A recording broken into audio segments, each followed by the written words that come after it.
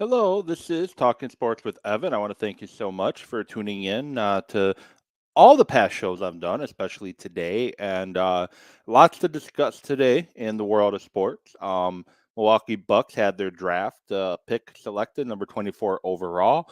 Marjon Beauchamp, new Milwaukee Buck. Going to talk a little bit about that selection. Pat Connaughton also returning on his option. Kind of a surprise there. I not a surprise that Connaughton is returning to Milwaukee, just the way he did it.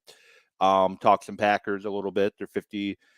The Athletic put out their projected 53-man roster. I'm going to talk about that and then talk some Milwaukee Brewers baseball. But before I do go into that,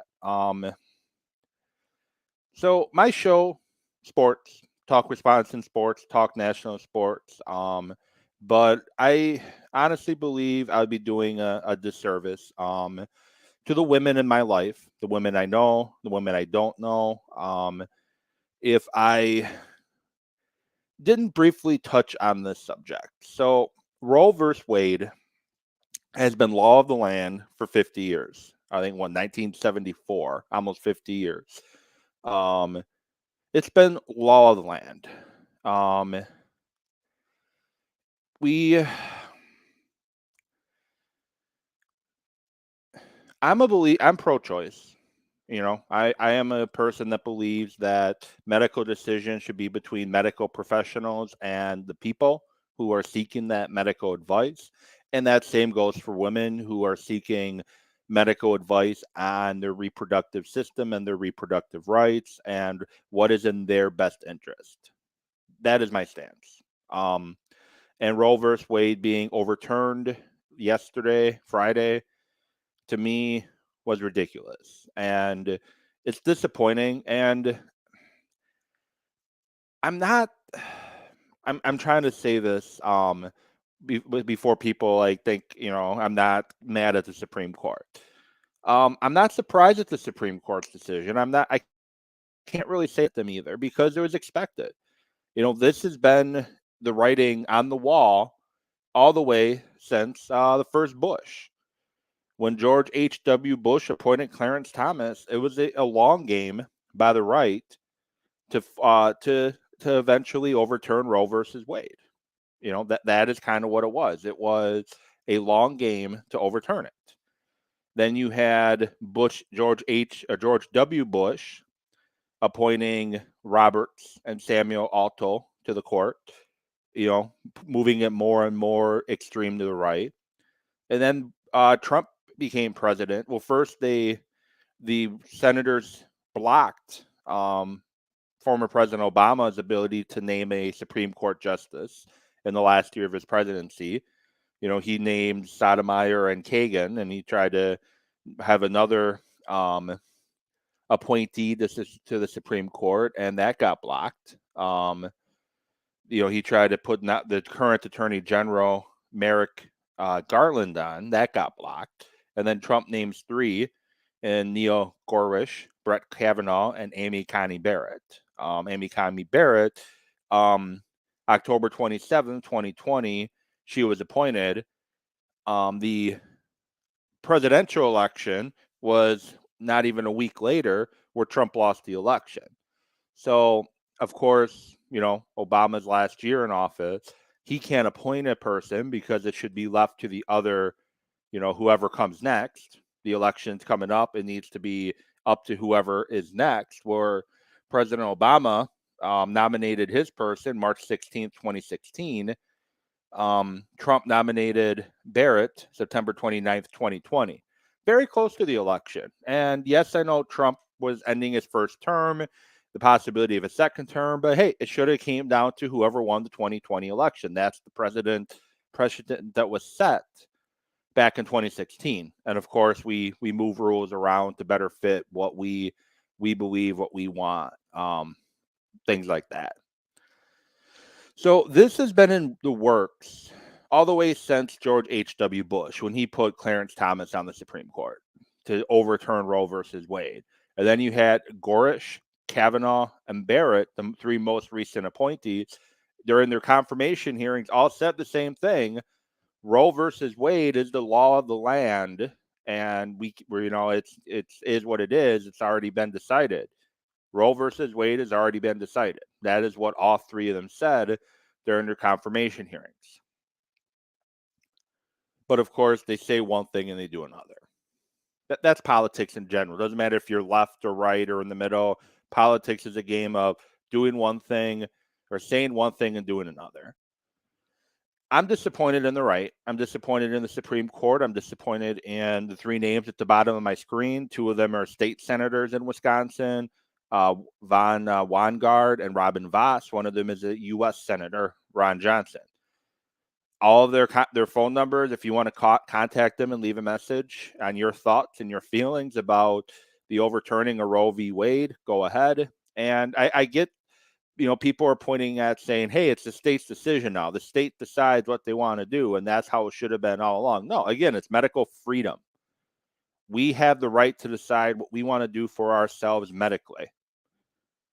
That's our choice. And even with the whole vaccine thing, you still had your right to get vaccinated or not. There are consequences if you don't by private businesses. But again, it was your own personal decision. The Supreme Court, yeah, they put it back in hands of the states, where these states have been planning this for a while too, by passing laws that if it was ever overturned, we were going to ban it. That's what a number of states did. And the state of Wisconsin, their abortion ban, the law that now is going to govern the state of Wisconsin, it's been a law since 1849. A lot of things have changed since 1849. And when a special session of the assembly or Congress, the state assembly was called into session, it got gavelled in and gavelled out in 15 seconds. So that's how much Van Weingart and Robin Voss and Ron Johnson want to actually govern on the issue. It's should have stayed federal law. It didn't.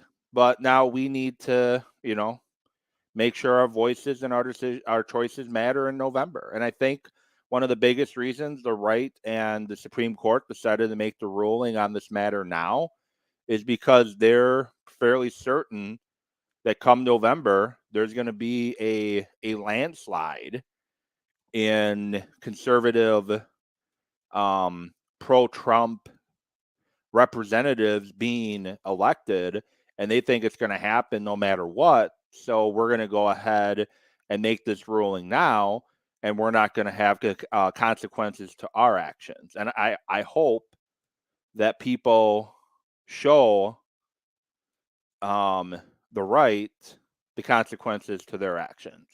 Hubris, that's basically what's going on right now, is hubris, and they think they've already won the midterms. They think they're going to win in a landslide in the midterms. And this is the issue that hopefully will swing it back in the way of the left. And I'm also, I've talked about being disappointed in the right. I'm also disappointed in the left too. Because we've had, 1970s, this was passed in Roe v. Wade was decided on in the Supreme Court. And we've had the Clinton administration, the Carter administration, the Obama administration, and now the Biden administration to work on passing legislation that strengthens that ruling of Roe v. Wade and protecting, women's right to choose and medical freedom. We've had chances to strengthen that, and nobody ever did it. So that's my stance on it. And for those that think, the stick to sports because my opinion doesn't line up with yours, this is my platform. I can say what I want, and you have your choice of listening or not. I encourage you to listen. That's your choice. You have that right to choose to listen to my show or not listen to my show. Kind of funny how that works. People should have their right to choose medically what they want to do as well. So with that, now I'm going to keep the ticker going for my show. If you do want to contact, these are just Wisconsin representatives. I live in Wisconsin. These are the people that hopefully are going to get voted out. Unfortunately, doubtful, but I'm going to try to, support the people running against them to get these people out of office so we can get people in office that are going to actually govern the will of the people. And the will of the people supports Roe v. Wade. It supports women's right to choose. That's the majority in this country. You poll it, majority of people support Roe v. Wade. And I bet you that when we poll people's thoughts on the Supreme Court decision to overturn Roe v. Wade, majority of the people are going to be opposed to SCOTUS's decision. So, moving on to sports. Brewers, Packers, Bucks. So I'm going to start with the Brewers. And unfortunately, the Brewers had a tough one in Toronto, with Toronto yesterday, losing 9-4. Adrian Hauser struggled again, and he's been struggling his past couple outings. And Adrian Hauser, unfortunately, this is Adrian Hauser every year. He goes through a stretch where he struggles. He has one bad inning, and then he settles down. It happened last Sunday. It happened yesterday. Unfortunately, that's what we see with Adrian Hauser. There's going to be a stretch coming up now, maybe his next start, maybe 2 starts from now, where he's going to be one of the more dependable guys in the starting rotation, kind of how he started the season, where he looked like he was one of the more dependable guys in the starting rotation. And that's likely going to happen when you got guys like Brandon Woodworth coming off the IL. He'll start this upcoming week, probably the next series after Toronto. Tampa Bay, Brewers head down to Tampa Bay for 2 games, and then the Pirates for 4 games. So he'll likely, between either Tampa Bay or Pittsburgh, Woody will be back in the starting rotation, and that's going to bump Hauser down a peg in the rotation. Ashby's going to be back soon too. That might bump him down as well. Right now, unfortunately, Adrian Hauser is being asked to do what he's not, and that's to be a number 2 pitcher, number 2 or number 3 pitcher. In a perfect world, he's a number 3 or number 4. And in the Brewers rotation, he's a 4 or 5. Because you have your Corbin Burns, you have your Woody, you have your Freddie Peralta, you have your Eric Lauer, you have your Hauser. And that's how it should be. Maybe Lauer and Hauser, you can flip-flop between that 4 and that 5 spot. But that's how the rotation should be. And now you're asking Hauser to be a number 2 guy. That's not who he is. He's best served in that 3, 4, 5 type role. And maybe when you get Woody back and Ashby back and you can start putting the rotation how you want it, maybe we get to see Hauser go through that stretch that we know he can go through. He does it a lot. He'll go through 5, 6, 7 starts in a row coming up where he looks nearly unhittable. He almost threw a no-hitter last year against Pittsburgh. I think he lost it in the 7th, or the bullpen lost in the 7th. I can't remember exactly, or maybe it was the 8th. But Hauser is who he is. And as I said, he's best served as a number 4 or 5 guy in the rotation. Unfortunately, he's being asked to be put in a role due to injuries that he's not really shouldn't be his place. And the Brewers, unfortunately, in this homestand right now are airing their ugly heads. The runners in scoring position where they struggle. They had chances to blow the game open against the Cardinals on Monday. They did win 2-0, but they had chances to blow the game open. They didn't. They had chances to blow the game open on Tuesday numerous times, and they lost 6-2. Couldn't get that big hit. They lost 5-4 on Wednesday. Again, numerous opportunities to blow the game open with 1 hit away from taking a big lead. They couldn't. And they beat the Cardinals 6-4 on Thursday. Well, guess what? Same thing. They should have swept the Cardinals. In reality, the Brewers should have swept the Cardinals, but they struggled to get hits to runners in scoring position. The offense is good overall. It's the situational offense that struggles, and that's been my thought on the offense all along. Guys can get on base, but then we can't get them in base because we're looking for that big hit all the time and not just putting the ball in play. And I'm not saying bunt. I'm not a big bunt person because typically, if, the bunts can end up hurting you, you're basically giving away an out. I'm just talking about just put the ball in play, beat the shift, put it where defenders aren't, try to put the ball into the outfield, and try to, play station-to-station baseball sometimes. But it seems like the Brewers want to swing for the fences and crush it over the wall. And I know that's what baseball is nowadays, launch angle and hit it over the fence and things like that. But with the team the Brewers have, let's just put the ball in play and see what happens with it. They got speed. Urias is quick. Adames is quick. Yelich is quick. McCutchen still has some wheels. And they got power. Nevaez has power. Tellez has power. Adames has power. Urias has power. Tyrone Taylor showing power, and he has quickness. Jace Peterson has some quickness. So let's play to our advantages. That's all I'm saying. And unfortunately, Yelich, there was a moment back in 2018, 2019 when Christian Yelich came to bat, and it was must-watch TV. And bases loaded, one out, nobody out, the bottom of the ninth, top of the ninth, whatever. 2 men on, 1-run game, a base hit's going to win you the game. There was a couple years back, like I said, 2018, 2019, where it's must-see TV.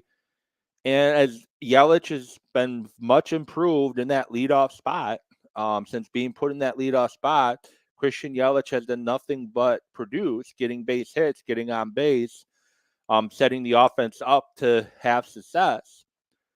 He's not, unfortunately, he went from being must-watch TV to might as well turn the TV off. If it's a potential game-winning hit or not, just turn the TV off. It doesn't matter to watch it anymore.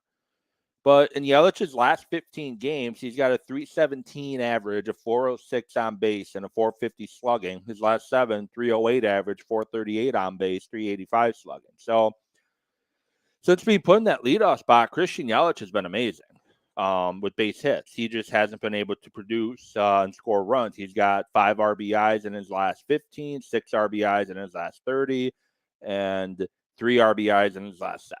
And he's had his chances to have even more RBIs than that. He had a chance to win the game on Wednesday. A base hit, a extra base hit wins you the game. A home run clearly wins you the game, but he couldn't do it. And I do think you want to leave Yelich in the leadoff spot when Colton Wong comes back, and maybe put Colton Wong down at 9 or something. But I think you leave Yelich at that one spot for right now because he's flourishing in that spot until he can look like he can be that run producer that he once was. You leave him in that slot. That's just my thought on the matter. And I could be wrong. It wouldn't be the first, and it won't be the last. And you ask most people, I'm wrong a lot, but. Like yesterday, Yelich went 2 for 3 on base 5 times with 2 RBIs, stolen base. St. Louis on the 23rd, 1 for 2 with 2 walks with a run scored. 2 for 5 on the 22nd with a run scored and an RBI. Unfortunately, he just couldn't get the big hit in the 9th inning. But I'm not overreacting about the Brewers. The Brewers are fine. They're going to be fine. Baseball is a game of ebb and flows. And we know this, and people know this. People just want to overreact on every pitch, every hit, every extra base hit, every run. People want to overreact. And Brewers have 2 more against the Blue Jays with Corbin Burnes on the hill today. Hopefully Corbin Burnes is Cy Young Burnes, and we can get some runs on the board, and we can win that game. CC Gonzalez on the hill tomorrow, I believe. Hopefully he has a better start than his initial start. And then we got Tampa Bay Tuesday and Wednesday.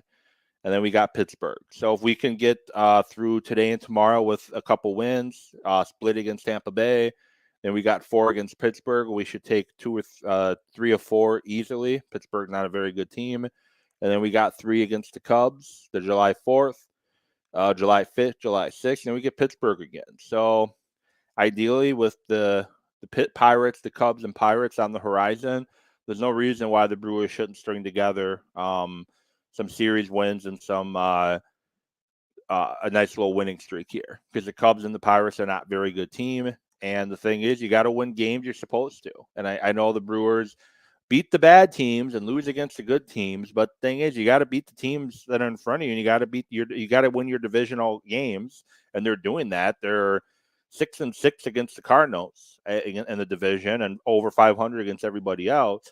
That's fine for right now. And hopefully down the road, we can add a bat or 2 and the offense can figure things out and they can start scoring some runs and beating teams like Toronto or Tampa Bay or New York or the Dodgers and things like that. It's about getting hot. Baseball is about getting hot at the right time. Did you honestly think at this point last year the Atlanta Braves would go on to win the World Series? Did you honestly think this time back in 2019 the Washington Nationals were going to win the World Series? It's about getting hot at the right time. And the Brewers can tread some water right now, get healthy, hopefully stay healthy, because now Hunter Renfroe is, I guess, dealing with some injury.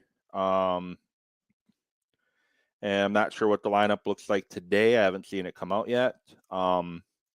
Should come out pretty soon, being that it's 1:30 and it's a 3:10 start. But hopefully they can get that, get guys healthy, keep people healthy. That would be definitely very helpful to do for Milwaukee. And yeah, the lineup's not out quite yet. So as I mentioned, that should be coming out soon.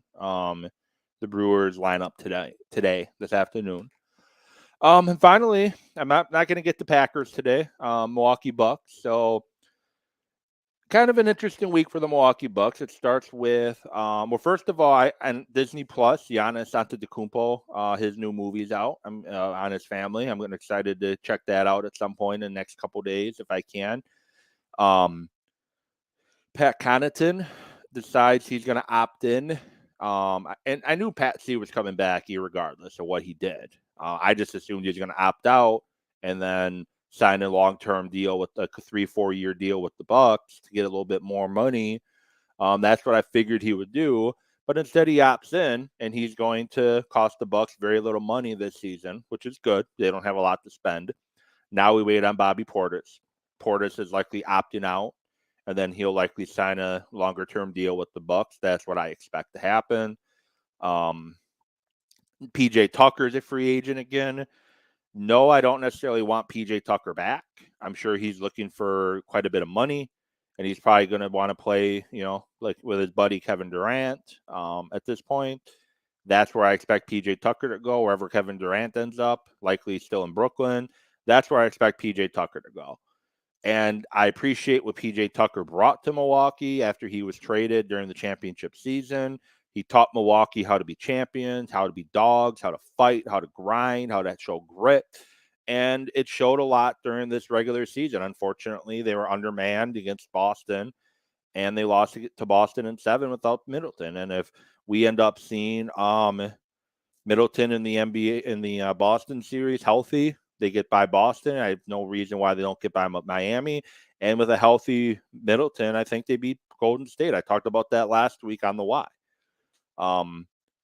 But fortunately, it didn't happen. But I don't think the Bucks need to break the bank for PJ Tucker. I was fine they didn't break the bank for Tucker last offseason as much as I would have liked him to come back. I know I'm in the super minority there. And I'm probably going to be in the extreme minority this time and probably called an idiot and a moron for not begging and pleading for PJ to come back. They don't need PJ Tucker anymore. They were a healthy Chris Middleton away from beating Boston. If Middleton plays, they beat Boston. If Middleton plays, they beat Miami. If Middleton plays, healthy is a key word. I think they beat Golden State. So the Bucks' big three is fine enough. What they need is to find better and more consistent supporting people. Connaughton, hopefully he takes another leap. He's been improving every year the past few years. Bobby Portis has shown improvement since coming to Milwaukee. Going into year 3, maybe he takes another jump. Lopez is going to be healthy all year long instead of playing in the first game and then missing almost the entire season before coming back. Grayson Allen needs to show more consistency.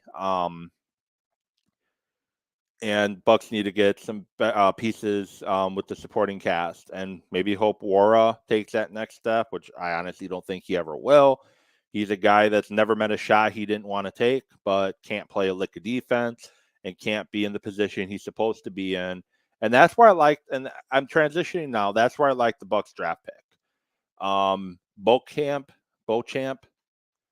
Majan Beauchamp, they got out of, they drafted him at 24th overall. He's about 6'6", 6'7". He wingspan is about 7 feet. He's a plus defender already at 21.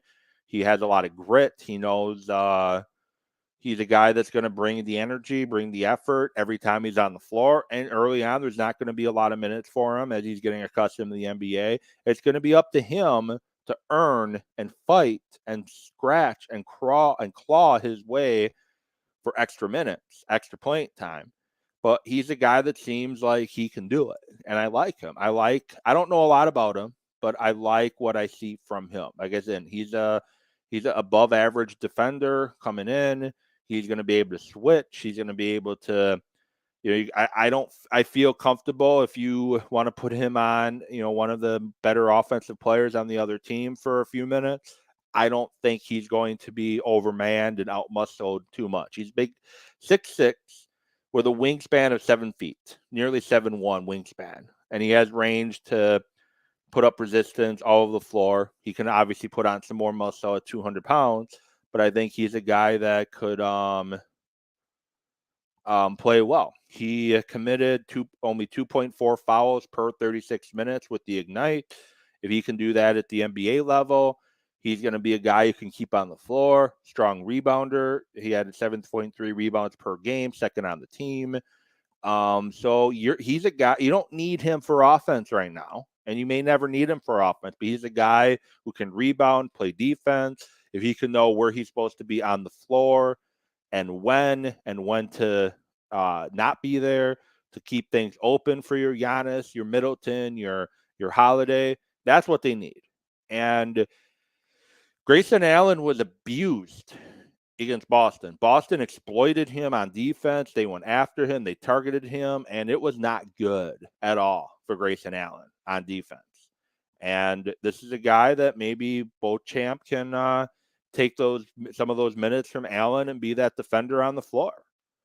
Wes Matthews may be back. George Hill is going to be back. Maybe he can fight by the end of the year. Maybe he can fight some of their minutes away.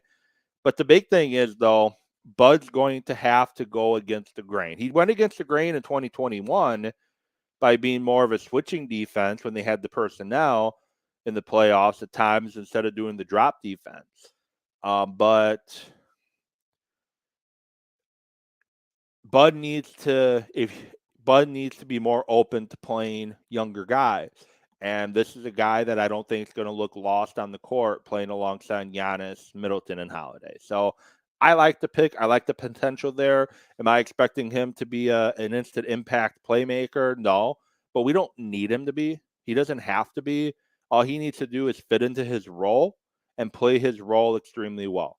Something that Jordan Nwora does not want to do. I don't know if I guess maybe saying he does not want to do is unfair. Maybe he can't do it.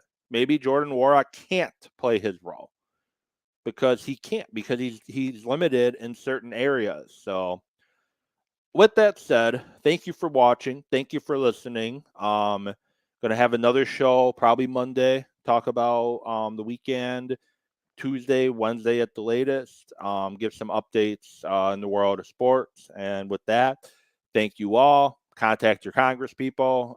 Let them know. If you're like me, let them know how pissed off you are at the decisions that the Supreme Court took, and especially for Robin Voss and Van Wangard, that you want to see action taken to modify a law that is now in the books that has dated as 1849 here in the state of Wisconsin. With that, make sure to watch Racine Raider Football on YouTube later today, and I'll get back at you later.